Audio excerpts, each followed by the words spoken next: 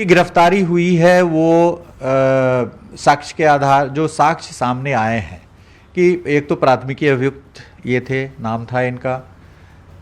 दूसरा कि जो कन्वॉय चल रहा था, जो प्रचार का जो कन्वॉय चल रहा था उस इनके नेतृत्व में चल रहा था, घटनास्थल के इर्द गिर्द इनकी उपस्थिति थी।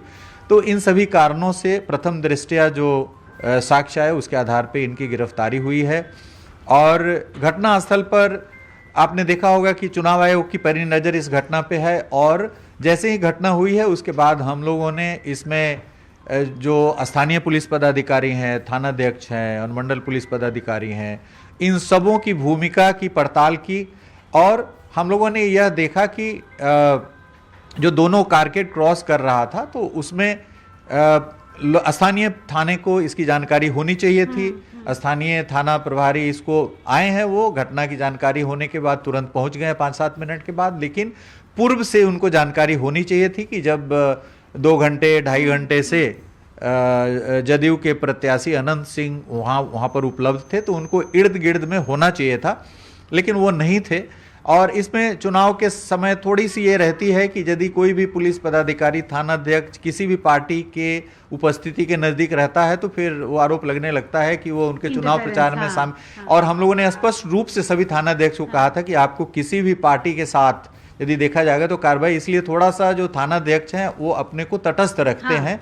इसलिए उस समय नहीं थे कि सूचना मिलते हैं वो पहुंच गए थे, लेकिन फिर भी उनको इस प्रकार के जो लॉ एंड ऑर्डर के ख्याल से जो कार्रवाई करनी है उससे वो नहीं हट सकते हैं। जो सुरक्षात्मक कार्रवाई करनी है उससे चुनाव आयोग स्पष्ट कहता है कि किसी भी प्रकार की जो व्यक्तिगत सुरक्षा किसी को प्रदान करना है या लॉ एंड ऑर्डर के अनुसार आपको जो भी कार्रवाई करनी है उसमें चुनाव आयोग को कोई भी रोक नहीं है। सर, वन थिंग, जो गोली लगने की बात हुई है, have you recovered the firearm? Have you manage to establish whether that firearm belong to Anant Singh? क्या फायर आर्म को लेकर कोई कंक्लूजन पे पहुंचे? नहीं, देखिए, फायर आर्म के संबंध में अभी तक जो पोस्टमार्टम रिपोर्ट में आया है उसमें आया है कि जो एक गोली इनके पैर के सबसे निचले हिस्से में एंट्री वुंड भी है, एग्जिट वुंड भी है, थ्रू हो गया है।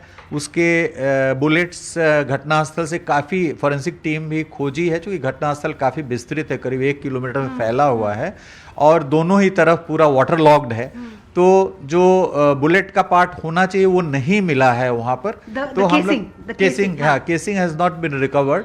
हम लोग आर्म्स के बारे में भी पता कर रहे हैं कि कैसे वो पैर में जो गोली मारी गई है वो कैसे मारी गई है, किसने मारी है, इन सभी बिंदुओं पर अनुसंधान चल रहा है। सर, अनंत सिंह की जब गिरफ्तारी हुई, पिछले 5-7 घंटे से उनकी पूछताछ हो रही है, क्या उन्होंने माना है अपना रोल इस पूरे क्राइम में? His presence has he acknowledged? नहीं, इस संबंध में अभी पटना पुलिस पूछताछ कर रही है उनसे, और ये हम लोग जो सीआईडी की टीम है और लोकल पुलिस की टीम है इन सभी बारीक बिंदुओं पर अनुसंधान। आखिरी सवाल है sir, was this a premeditated crime?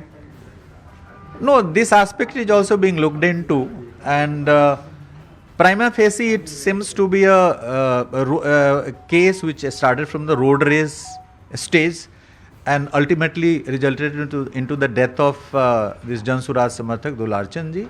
So it is one of the points of investigation with the police, but at this stage we cannot say that it was a premeditated incident, because the first video which is available, it indicates that it started from the point where both the parties are insisting that you get your vehicle back, just when they were crossing each other. So it started from that point, and then stone pelting and supporters shouting a lot of slogans and all.